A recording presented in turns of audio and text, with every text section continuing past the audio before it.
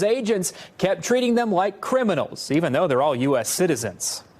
Fear. Because I did feel at times I felt I was going to die. So much fear. I kept praying. I said, God, please let me live through this moment. Humiliation. I was a zero. I was nothing. Pure disbelief. I just couldn't understand how is this happening to us. All just for wanting a fresh start. You come to Oklahoma and you get treated like this. For what?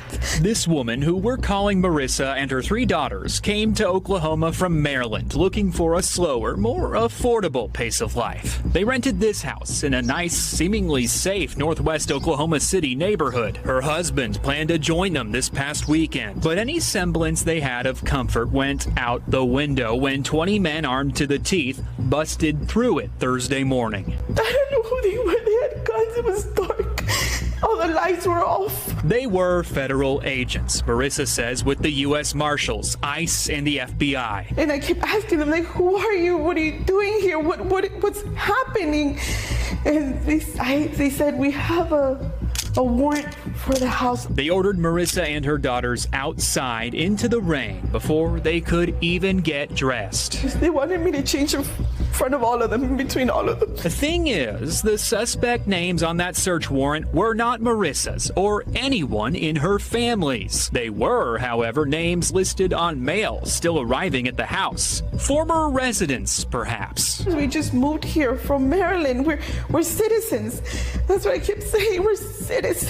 She says they didn't care. We weren't criminals. Why were they treating us like criminals? We were here by ourselves. That we didn't do anything. The agents ripped apart every square inch of the house, taking their phones, laptops, documents, and their life savings in cash as evidence. Like, I have to feed my children.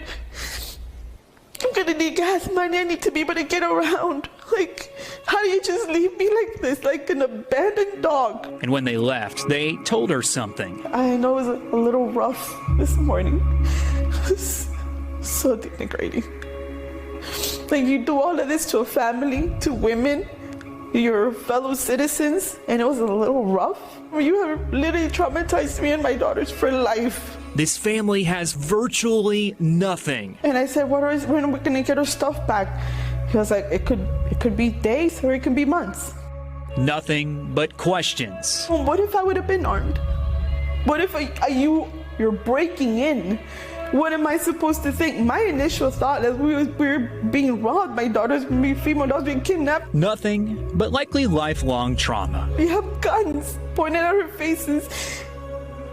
Can you just reprogram yourself and see us as humans, as women, a little bit of mercy, and care a little bit about your fellow human mate, about your fellow citizen, like fellow resident. We bleed too. We bleed just like anybody else bleeds. We were scared. You could see in our faces that we were terrified. Marissa says the